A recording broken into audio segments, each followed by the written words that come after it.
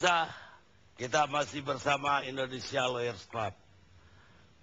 UN Amburadul, tanggung jawab siapa? Pak Menteri awalnya bilang percetakan, tapi juga mengatakan ini tanggung jawabnya Badan Standarisasi Nasional Pendidikan, Pak Profesor Jali. Pak Jamari itu. Pak Jamari ini terima kasih. Ketua Ujian Nasional, bagian dari Badan Badan Nasional Pendidikan. Baik, tugas BSNP kaitan dengan sebagai penyelenggara ujian nasional, pertama adalah menjamin kualitas soal. Soal itu harus betul-betul berkualitas yang diambil dari bank soal. Karena ini paketnya kan 20, bahkan 30. Harus benar-benar paketnya setara betul tingkat kesulitannya, agar tidak ada yang dirugikan dan diuntungkan. Inilah. Nah, setelah itu, ini penyiapannya melibatkan dari guru yang berpengalaman bersama dengan pusat penilaian pendidikan yang ada di Balitbank. Itu kami bersama. Kemudian mengundang para guru yang berpengalaman, mengundang para dosen dari LP3 dan dari perguruan tinggi. Maksud saya universitas.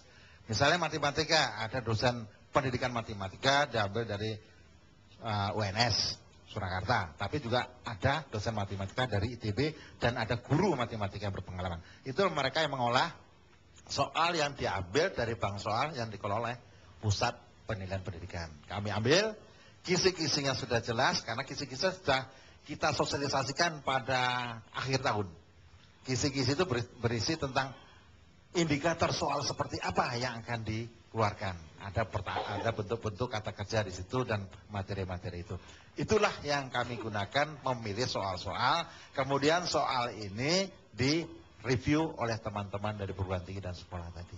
Dari situ dirakit, kemudian menjadi jumlah paket-paket kami serahkan kepada pusat penilaian pendidikan bersama-sama itu. Nah, itulah. Kemudian yang melaksanakan tender, lelang, segala macam, apa dari... Enggak, kami enggak sampai ke situ. Nah, jadi kami Badan tidak ikut? Ya, tidak.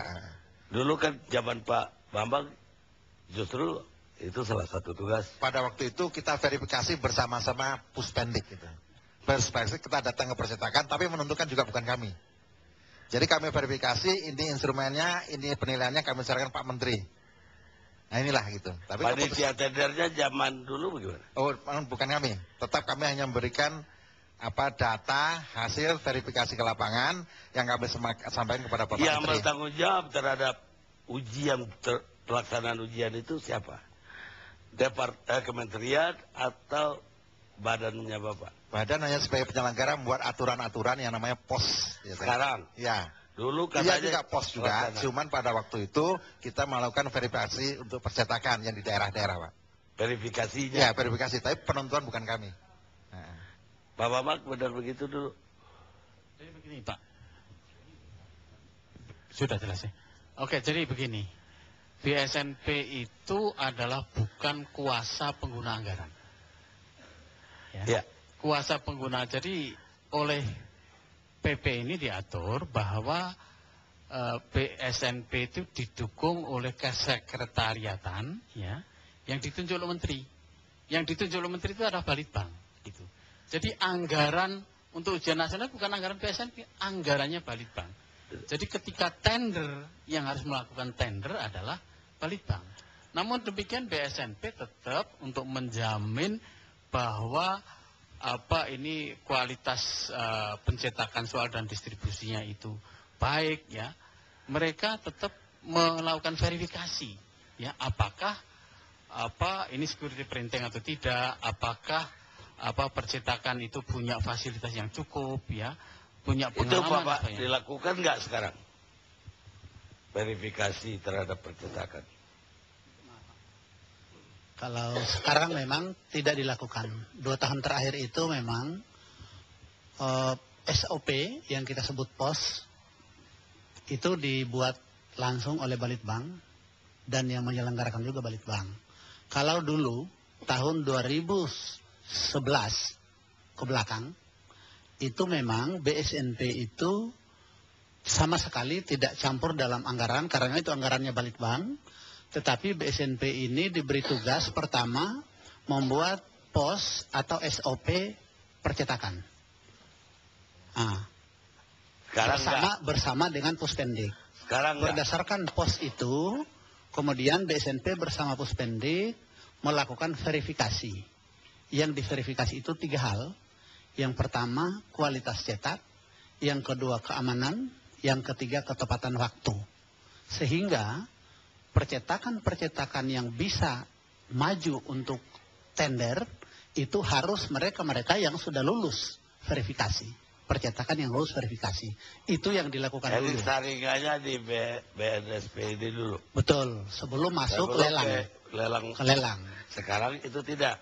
Dasarnya apa? Peraturan Menteri, keputusan Menteri. Dasarnya itu kalau tahun ini Peraturan Menteri nomor 3 tahun 2013 pasal 25 ayat 4. Yaitu SOP atau pos untuk penggandaan dan distribusi bahan UN dilakukan oleh Balitbang Depdikbud. Saya kira itu, Pak. Apa Bapak nanya kenapa di wewenang itu dipindahkan dari badan Bapak? Itu memang kesepakatan. Jadi itu memang sudah kesepakatan antara BSNP dengan Balitbang. Ya, tapi tadi Pak Bambang bilang ini peraturan pemerintah, nggak mungkin bisa diganti dengan keputusan Menteri. Saya pikir bukan diganti. Hanya PP ini dijabarkan ke dalam permen. Karena seperti Pak Bambang katakan bahwa BSNP itu bukan kuasa pengguna anggaran. Kalau begitu Bapak menolak dong diminta Bapak yang bertanggung jawab. Oh enggak menolak. Loh Bapak gak ikut verifikasi percetakan, sekarang Bapak dibilang karena di bertanggung jawab. posnya tidak ada bahwa BSNP harus verifikasi. Karena verifikasi atau tidak itu kan diatur dalam pos penggandaan dan distribusi. Justru itu. Ya. Sekarang pernyataan Pak Menteri yang bertanggung jawab BSNP. Harusnya Bapak membantah dong. Saya kira bukan membantah, cuma kalau BSNP bertanggung jawabnya di akademik, Pak. Tadi saya sudah tahu itu, Pak. Kualitas tapi soal, sekarang kelambatan ini dibilang kesalahannya di BNSP. Terima nggak? Ya mungkin tidak terkait, Pak, karena BSNP tidak punya akses. Kita ke Medan, saya mau undang guru yang nanti mau menyampaikan klaimnya kepada Kemendiknas. Silakan Pak, siapa namanya dan Bapak guru apa?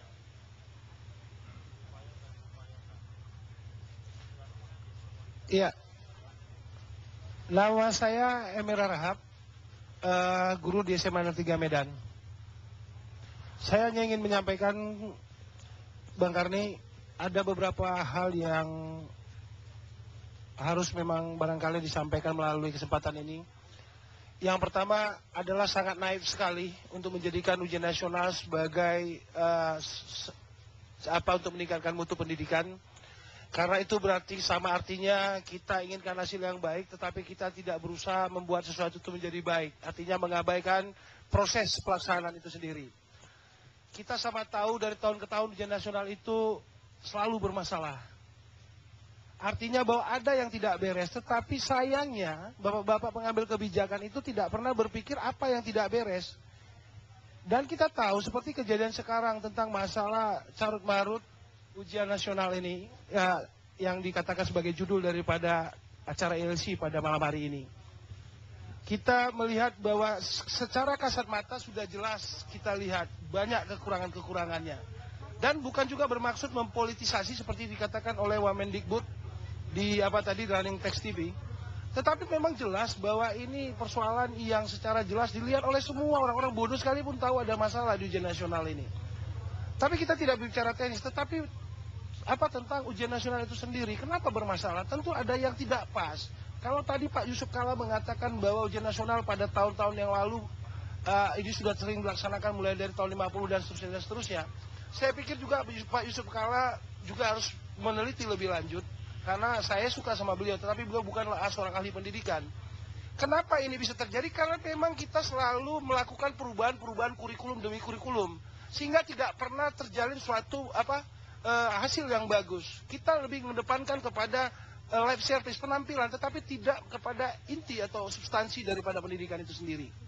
Sangat disayangkan. Dan sangat tidak adil saya pikir kalau kita membandingkan pendidikan kita dengan Malaysia, dengan negara-negara lain.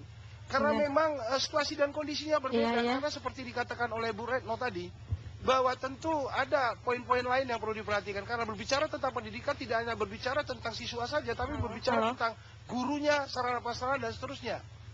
Jadi kalau menurut saya ada baiknya juga pemerintah dalam hal ini mengambil suatu kebijakan yang benar-benar sampai kepada tujuan daripada pendidikan nasional seperti yang ada dalam undang-undang, dan sekaligus juga mengapresiasi amanat daripada pembukaan Undang-Undang 45 yakni mencerdaskan kehidupan bangsa. Karena kita sama tahu ujian nasional yang diadakan oleh pemerintah sekarang ini. Halo, Marap. Ya. Yang saya ingin dengar dari Bapak itu apa komplain Bapak? Apa komplain Bapak terhadap Mendiknas? Bukan soal konsep ujian nasional. Apa keluarnya? Komplain saya begini, bahwa seharusnya ujian nasional ini memang dijadikan sebagai alat ukur, sekedar hanya alat ukur evaluasi.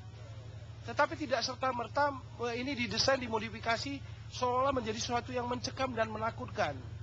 Kita kalau diadakan survei di antara anak-anak Indonesia yang mengikuti ujian nasional, pasti mereka mengalami ketakutan. Bukan ketakutan karena tidak mampu, karena memang desain konstruksinya itu benar-benar jadi menakutkan gitu. Coba bayangkan Bang Karni, ada polisi, seperti macam pengawalan dan seterusnya. Ya ini kan secara tidak langsung kepada anak-anak pelajar. Polisi itu bukan gara-gara ujian nasional. Polisi itu karena banyak ujiannya bocor. Iya, saya mengerti bahwa itu bukan ujian nasional, tetapi kan kita sama tahu bahwa kondisi seperti itu bisa dipandang sebagai hal yang sangat berat. Artinya, ya takut bocor berarti ada semacam yang harus diwaspadai. Dan ini kan mempengaruhi psikis siswa itu sendiri. Baik, Pak. Saya tidak keberatan ujian nasional diadakan, baik, tapi perlu dilakukan evaluasi agar ujian nasional ke depan bisa lebih baik. Itu yang penting, Bang Karni.